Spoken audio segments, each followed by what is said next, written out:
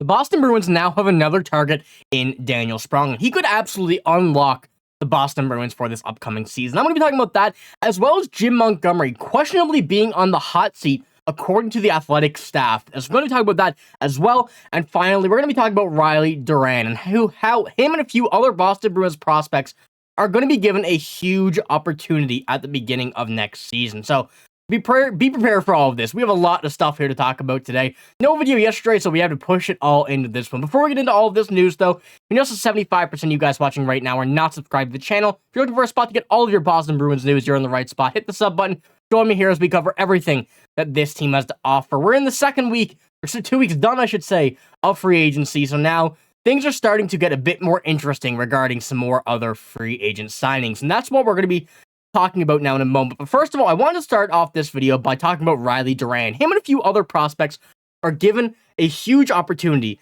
at the beginning of next season from Fluto Shinzawa of The Athletic. He put out an article on The Athletic discussing him, Georgi Merkulov, and Fabian Lysell, and what the odds of them starting next season are. So we know Merkulov and Lysell, two that are likely to be in the lineup at some point next season. But Riley Duran is one we haven't really spoken too much about.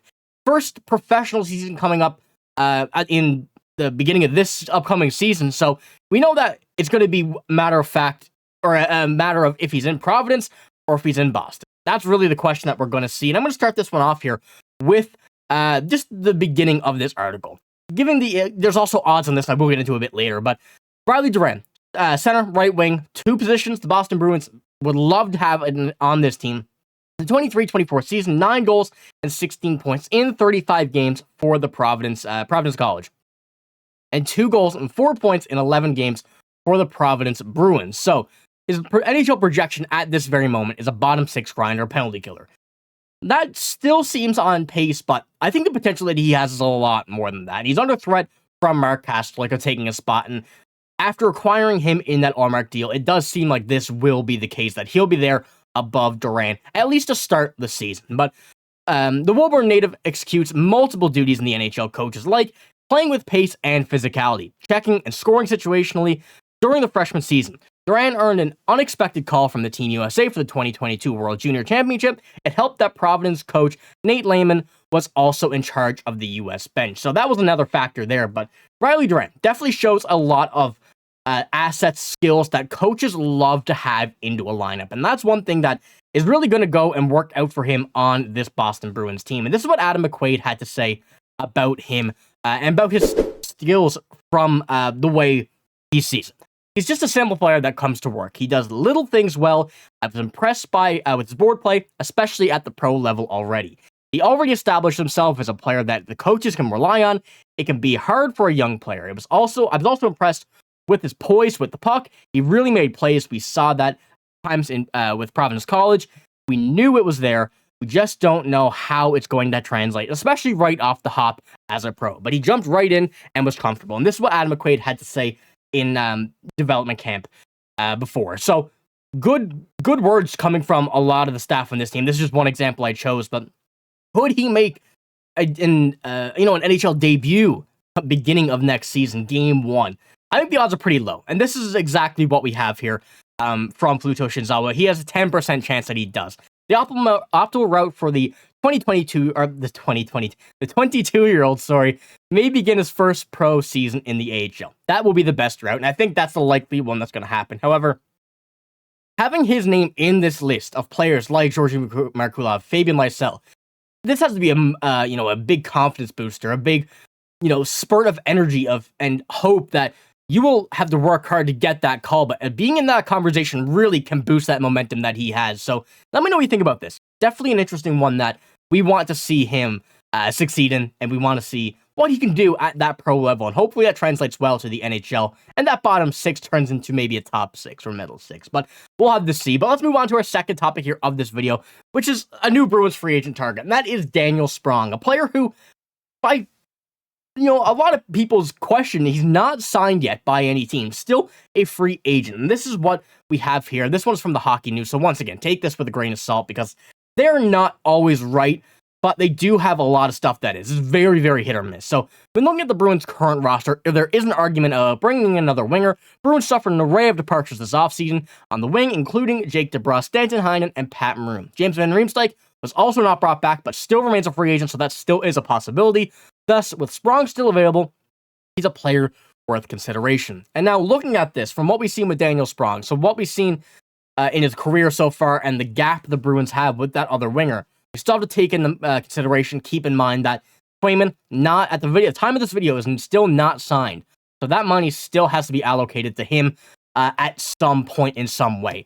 It also continues to say this. This is especially so when noting that the Bruins' depth at right wing is not particularly the strongest, but the DeBrusk gone, there's a clear battle to be had at the second right wing spot. Morgan Geekie, who can play both down the middle and on the wing, is one name in the race. I don't like that one. I'll put that there now. I've said it in multiple videos. I don't like Morgan Geekie on the second line, but he's still going to be a good spot on this team. Feel-good story for Justin Brazeau, could make a push for it, and there was also prospects in Fabian Lysell and Georgi Merkulov fighting for the NHL job. Well, the Bruins have some options. Adding a middle six winger like Sprong to the competition would not hurt at this point of the summer. He can likely be had for a low price on a one-year deal, a one-year prove-it deal, or perhaps even a PTO route if he remains unsigned closer to camp. But I'm going to pull up the lines, what we have here, the forward lines. I'm going to give you my breakdown of what I think we should see involving either Daniel Sprong and a few other players. But so I'll pull this up right now. David Pastrnak, obviously the number one.